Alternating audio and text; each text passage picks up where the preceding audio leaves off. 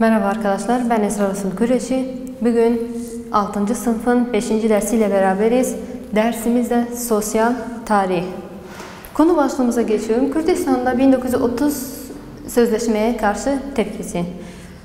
Hatırlıyorsanız bir önceki ders Irak ile İngilizler arasındaki sözleşmeyi okumuştuk.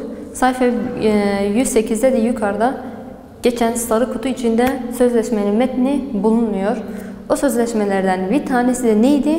Kürdistan bölgeleri Irak'a dahil olmuştu. Yani Kürdistan başlı başına bir devlet olmamıştı. İngilizler bir söz vermişlerdi, o sözlerinde durmamışlardı. Bakalım Kürdistan'ın bu sözleşmeye karşı tepkisi neydi?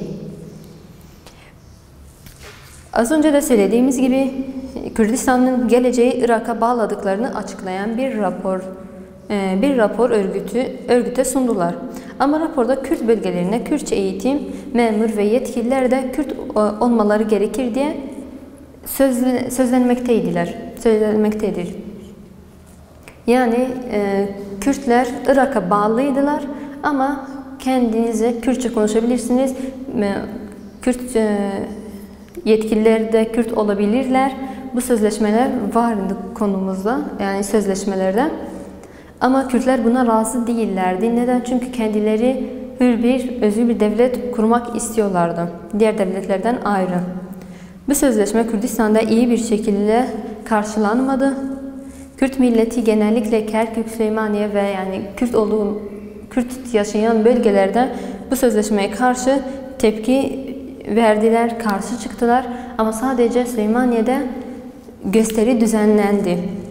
Süleymaniye halkının Kürtleri bu sözleşmeye karşı gösteri düzenlediler ve insanları da şehit ettiler maalesef.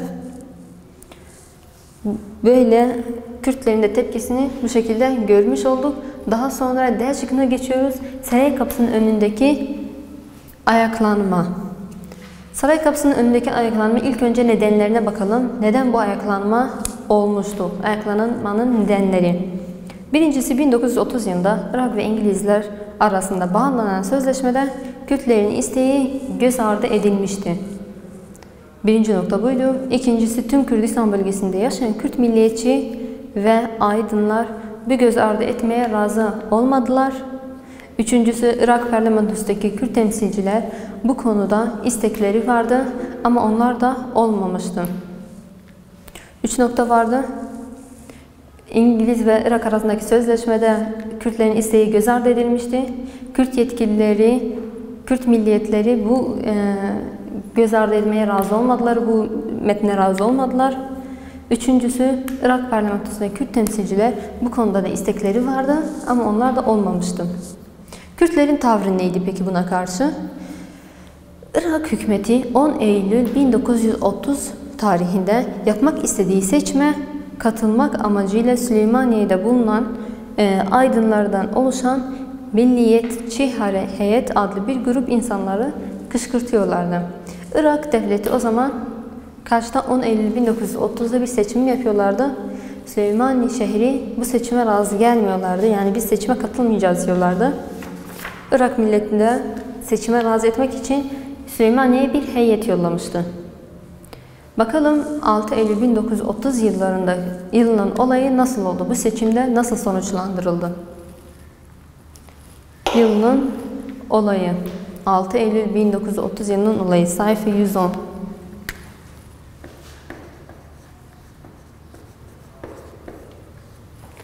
Sayfa 110'a geçiyoruz. 6 Eylül 1930 yılının olayı. Irak hükümeti Süleymaniye şehrinde seçim yapmak konusunda ısrarlıydı. Irak, Süleymaniye şehrinde seçim yapmak zorunda olduklarını söylüyordu.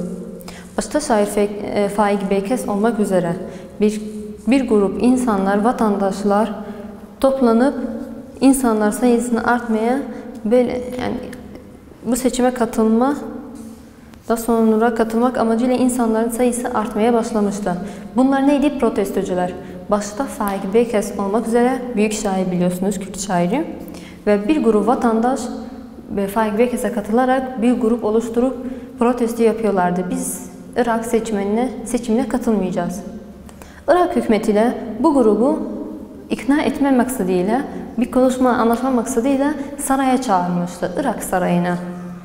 Saraya çağırmıştı. Bu protestocuların sayısı 30 kişiden oluşuyordu. Bu 30 kişilik protestocuları engellemek için demiştik saraya çağırdılar. Ama saraya gittikleri zaman orada askerler vardı. Askerler milliyetçilerin geldiği zaman askerler onlara saldırıp halka saldırdılar.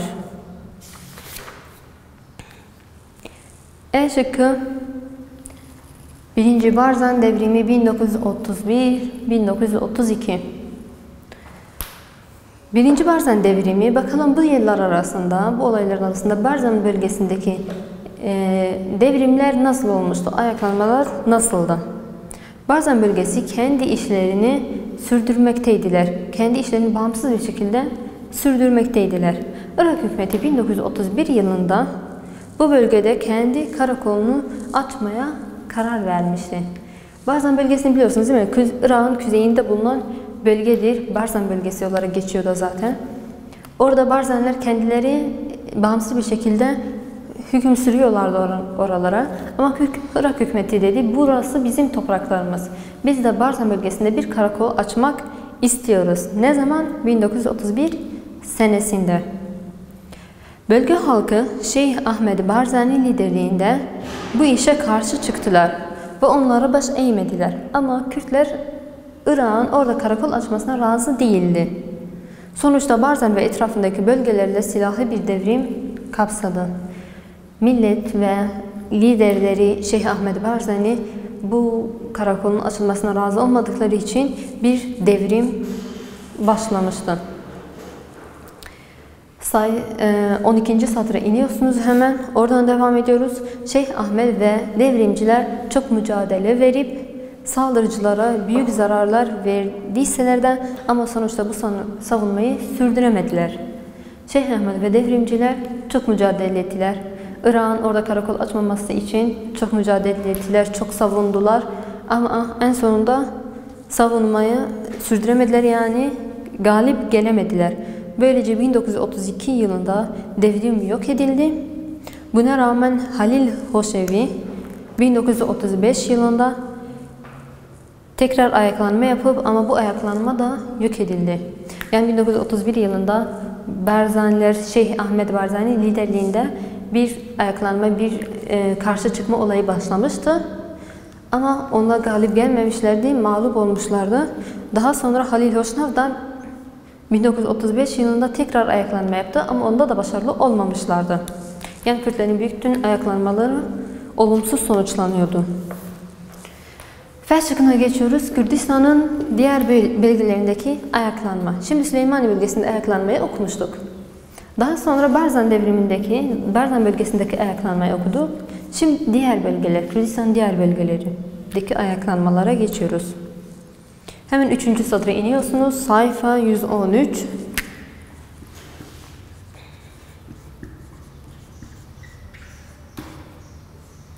Sayfa 113'te 3. satıra inin. Yazıyor, Kürdistan'ın diğer bölgelerinde de siyasi ve silahlı mücadeleler ortadaydı. Kürdistan'ın diğer bölgelerinde de siyasi ve silahlı mücadeleler ortadaydı. Kürt mücadelesini sürdürmek maksadıyla birkaç parti ve örgütler oluşturuldu. Bu mücadeleyi sürdürmek maksadıyla birkaç parti ve örgütler oluşturdu. Örneğin Kürdistan Taali ve Hoybun örgütleri.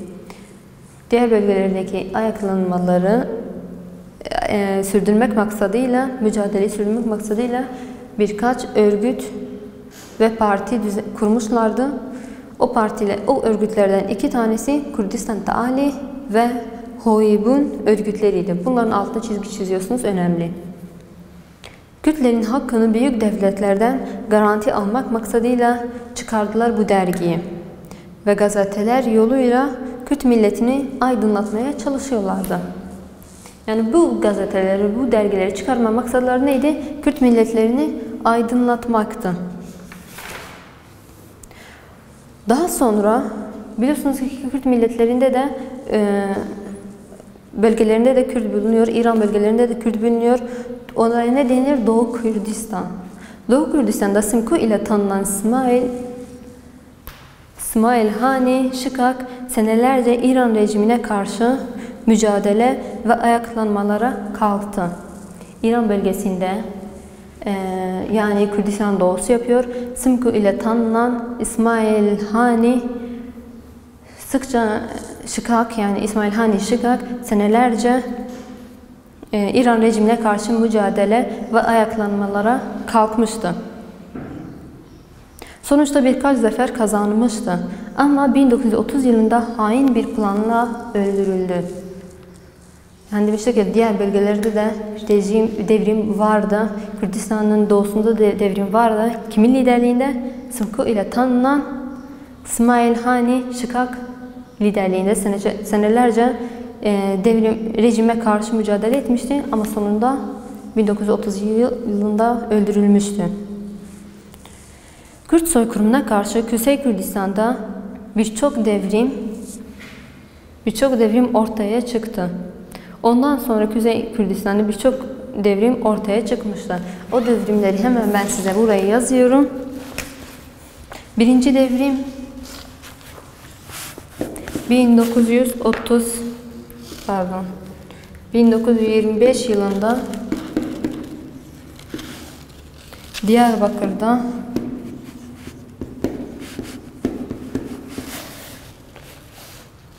Şeyh Said Piran devrimi.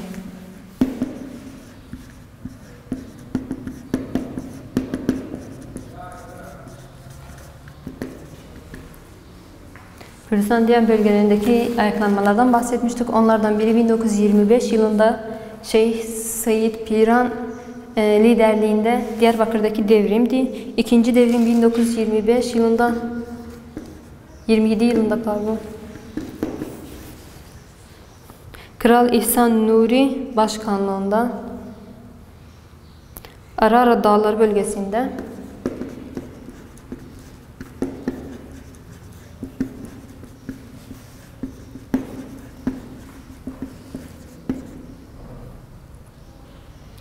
kim? Kral İhsan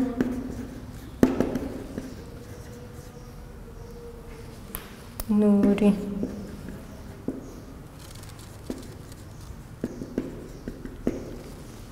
İkinci devrim, üçüncü devrimde 1937 yılında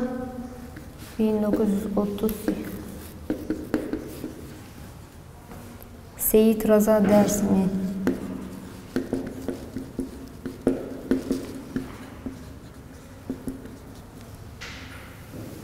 Dersim devrimi.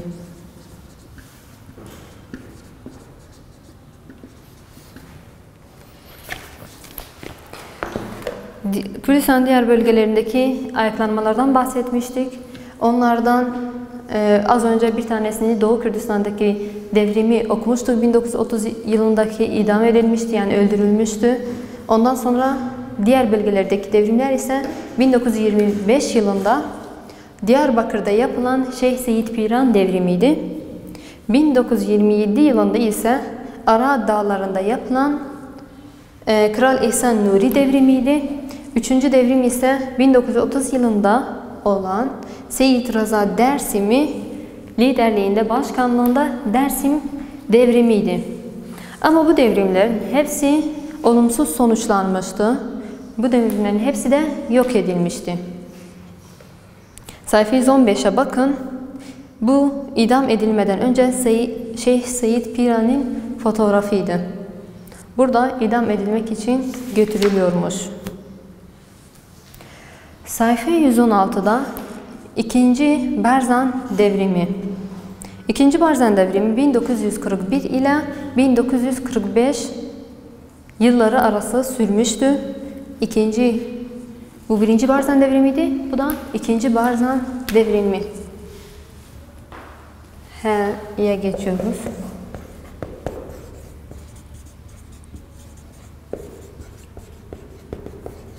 Hangi seneler sürmüştü? 1940 ile 1945 41 pardon. Bu seneleri ben karıştırıyorum. 1941 ve 1945 yılları arasındaki devrimi konuşacağız. Bu önemli olayın başlangıcı 1931-1932 yılları arasında Barzani bölgesi devrimi sona erdikten sonra Barzani bölgesinin liderliği Orta ve Güneydoğu'ya uzaklaştırıldı. Birinci Barzani devrimi sonuçlandırıldıktan sonra, hani o devrim bittikten sonra liderleri, Barzani bölgesindeki liderleri Orta ve Güney'e doğru uzaklaştırdılar. Yani Barzani bölgesinden uzaklaştırdılar. Barzani bölgesi her zaman özgürlük ve bağımsızlığa hayranmış. Yabancıların hükmünü kabul etmiyorlardı. Kürtler kendi hükümdar olmak istiyorlar. Kendileri hüküm sürmek istiyorlar.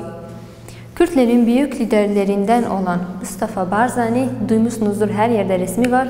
Mustafa Barzani, Irak hükümetinin gözetiminde Süleymaniye bölgesine yerleştirildi. Hani dedik ki 1. Barzani devrimi bittikten sonra onu Güney ve Orta bölgelere doğru taşıdılar, gönderdiler. Nereye göndermişler? Süleymaniye bölgesine taşınmış. Bu süre içerisinde Süleymaniye'de bulunan milliyetçi, mücadeleci ve aydın insanlarla dostluk yaparak ilişki kurmuştu. Süleymaniye'de milliyetçi ve insanlarla ne yapmış? Dostluk kurmuş. Dostluk yaparak ilişkileri kurdu. Özellikle de amaçları neydi? Kürdistan'ı kurtarmak olan Hiva Partisi üyeleriyle Barzani, Hiva Partisi'nin yardımıyla 1943 yılında hükümetin gözetiminde kurtulup Barzani bölgesine ulaştı. Özellikle de Barzaniler o aydın insanlarla ilişki kurmalarının nedeni neydi? Hiva Partisi'ne de üye olmuştu hatta. Neden? Çünkü 1943 yılında artık Barzani bölgesine gitmek istiyordu. Kendi hükümetin gözetinden kurtulmak istiyordu. Yani Irak hükümetinin gözetiminden kurtulup yine Barzani bölgesine gitmişti. Peki Barzani bölgesinin kuruluşu, Barzani bölgesi nasıl kurulmuştu? Biliyorsunuz ki Irak orada karakol açmıştı. Yani orayı da bizim topraklarımız diyerek kendisi oraya da ulaşmıştı, Irak bölgesi. Peki bakalım Barzani bölgesi nasıl kurulmuştu? Irak hükümeti 1943 yılından bölgede onlarca karakol açmıştı. Az önce de dediğim gibi. Bölge halkı bu karakolları düşman gözüyle bakıyorlardı. Yine dediğimiz gibi Kürtler orada Iraklıların olmasını istemiyordu. Kendileri hüküm sürmek istiyorlardı. Bu nedenle bu karakollara karşı düşman gözüyle bakıyorlardı. Dolayısıyla bölge kurtuluncaya kadar karakollara saldırı uğradılar. Yani bu karakollar kapanıncaya kadar insanlar o karakollara hep saldırı yapıyorlardı. Yani bu şekilde karakolları kapatmak istiyorlardı Kürt halkı. Sayfa 117'ye geçin. Irak hükümeti ile Barzani arasındaki tartışma. Bakalım Barzani arasındaki, Mustafa Barzani, Irak hükümeti ile arasındaki tartışma nasıldı? Irak Başbakanlığı ve İngilizler Kürt Bakanı olan Macid Mustafa'yı tartışmak maksadıyla Barzani'ye gönderdiler. Irak Başkanlığı ve İngilizler, Irak hükümeti yani, Kürt Bakanı olan, yani bir bakan kimi Macid Mustafa'yı tartışmak için Barzani bölgesine göndermişler. Barzanilerle anlaşsın diye. Macid Mustafa'nın Irak hükümetine sunduğu rapor sonucunda Orta ve Güney'de tutuklanan liderler Barzani bölgesine döndürdüler. Yani bu anlaşmadan, bu konuşmadan sonra bu Kürt Bakanı Macid Mustafa ne yapmış?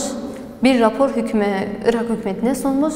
Demiş ki Orta ve Güney'de bulunan tüm tutuklular Barzani bölgesine geri döndürülsün. Yani bu tutuklular bırakılsınlar. Barzani Kürtlerin hükümete karşı olan barışçıl duygusunu ispatlamak için bazı adımlar atmışlardı. Şimdi geçiyoruz sayfa 118'deki devrimin en önemli isteklerine.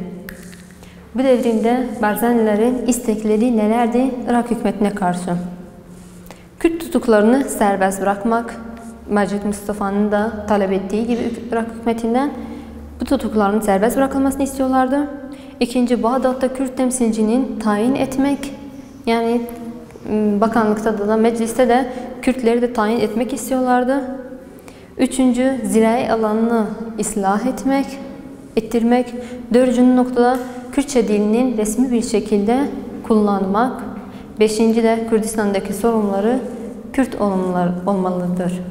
Yani Kürdistan bölgelerini biliyorsunuz, Süleymaniye olsun, Doğuk olsun, Şahrözür falan bölgelerinde Kürt yetkililerinin oraya hüküm sürdürülmesini istiyorlardı. Irak hükümetinin tutumu ve savaşın çıkması. Irak hükümeti özgürlük isteyen askerler hariç bir genel af ilan etti. Irak hükümeti özgürlük isteyen askerlere ve Kürtlere karşı askerler hariç bir genel af ilan, yani askerler dışında tüm hepsi genel ilan etmişti. Kürtlerin bu 5 noktayı istemesine karşı Irak'ın bu cevabıydı. Birinci noktayı söylediklerini yapmış. İkincisi, devrim liderlerinin silahlarını teslim etmelerini istedi. Devrimcilerin de son bulmasını istemişti. Üçüncü, bölgedeki karakolları onarıp bölgeye ordu gönderdi. Bu nedenlerle tekrar savaş çıkmıştı. Irak demişti, siz bizim karakolumuza saldırmıştınız. O karakolları onarıp tekrar ordu göndermişti. Kürtler de bunun tekrar razı gelmedikleri için tekrar savaş çıkmıştı. Kürt militanları 1945 yılının Ağustos'unda Barzan bölgesindeki karakolları kontrol altına aldılar. Irak hükümeti Ahmedi, Ravandız ve Akre bölgelerini yakınında bir ordu topladılar.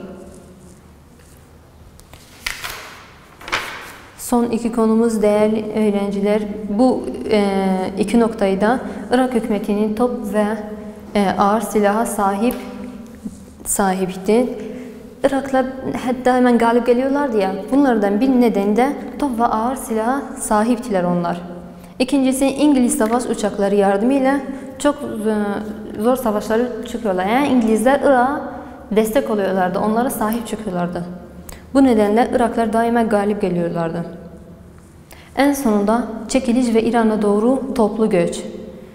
Şimdi vaktiler Kürtler duramıyorlar. Iraklılar da onların istediklerini yerine getiremiyorlardı.